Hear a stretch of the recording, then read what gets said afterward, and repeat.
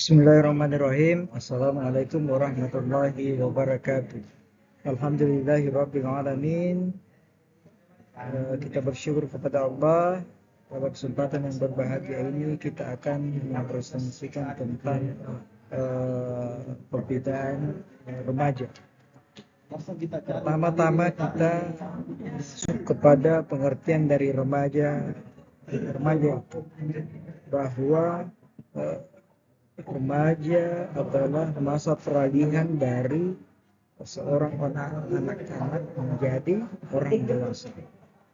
Yang kedua, ada perubahan penting yang signifikan dalam berbagai aspek kehidupan ketika seorang anak mau menjadi seorang dewasa. Dan yang ketiga, masa penting dalam kehidupan seseorang yang menentukan arah kemana masa depan seorang remaja ini.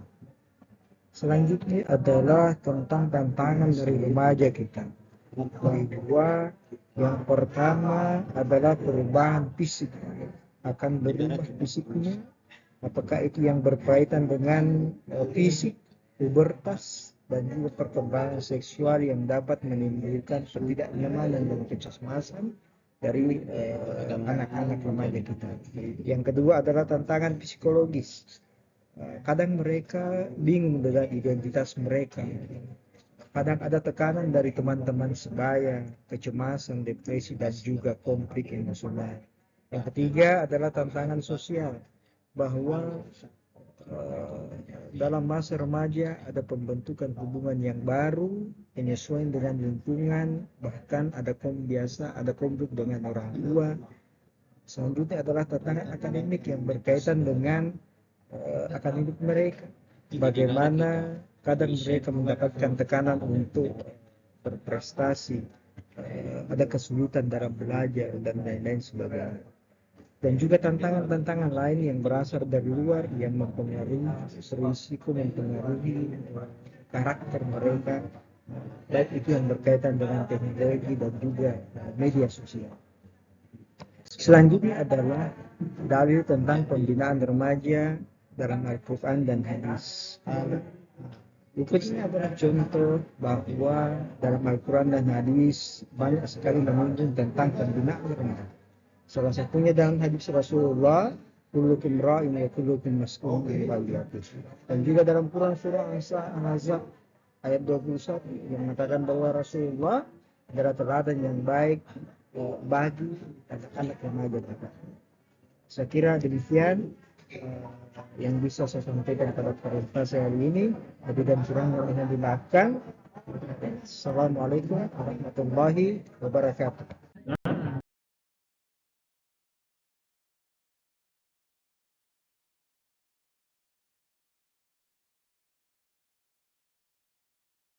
Juga di rumah pun anak-anak harus taat dan patuh kepada kedua orang tua. Pesan saya, lagu Sambat Suradadi, Anda semua akan sukses. Ketika, baik di dunia maupun di akhirat, manakala satu, taat dan patuh kepada kedua orang tua, dua, taat dan patuh kepada gurunya, dan ketiga, menjalankan ibadah sholat bagi yang agama Islam, dan bagi yang agama non-Islam pun tetap menjalankan ibadah. Jangan sampai tinggal ibadah sholat. Karena apa? Sholat adalah menentukan satu, mau hidup di neraka apa di surga. Nah, kalau surga berarti sholatnya baik, kemudian sempurna, maka insya Allah amalan-amalan lain tidak akan ditanyakan.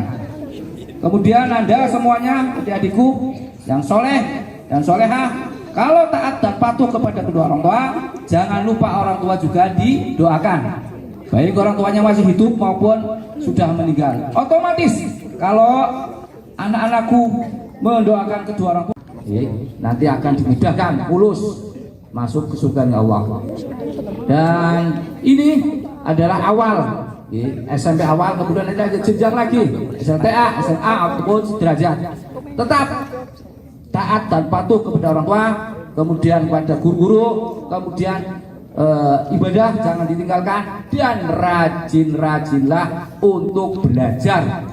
namanya siswa ya harus belajar.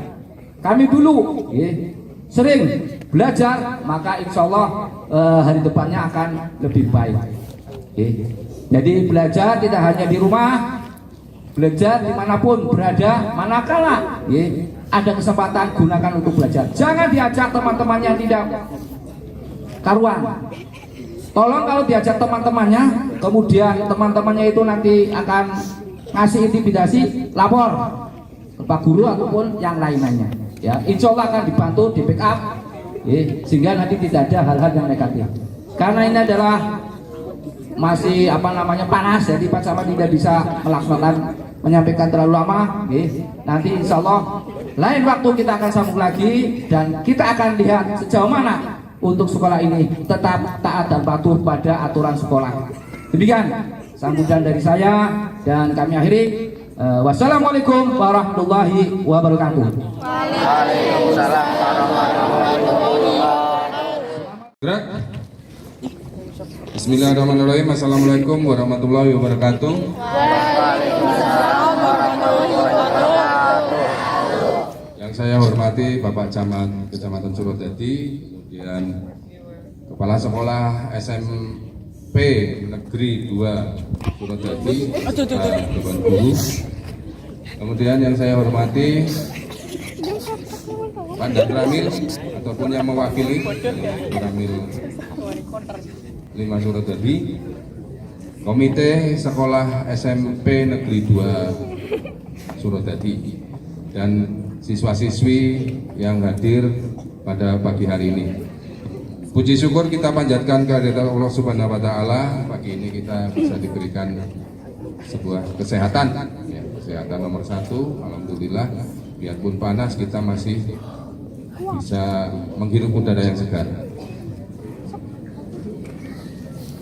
Lanjut menghadapi sebelum bulan puasa, bulan suci Ramadan, mungkin hari Kamis, ya, insya Allah nanti ada pengumuman dari Departemen Agama. Kalau tidak ada maju mundurnya hari Kamis, ini kesempatan yang cukup baik buat kita sekalian bahwa menyikapi situasi ya di Kabupaten Tegal khususnya.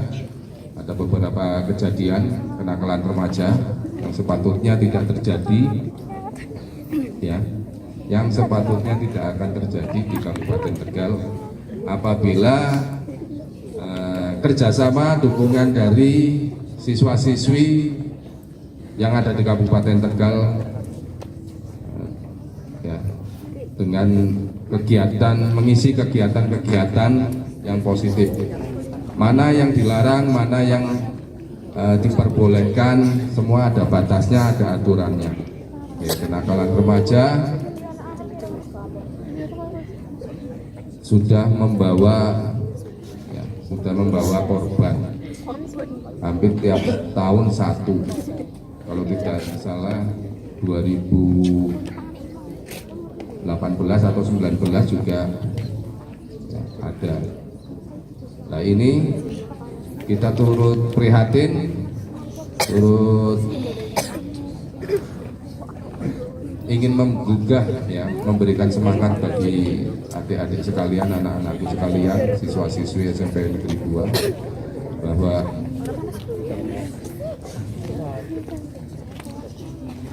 memang ada zaman yang berubah.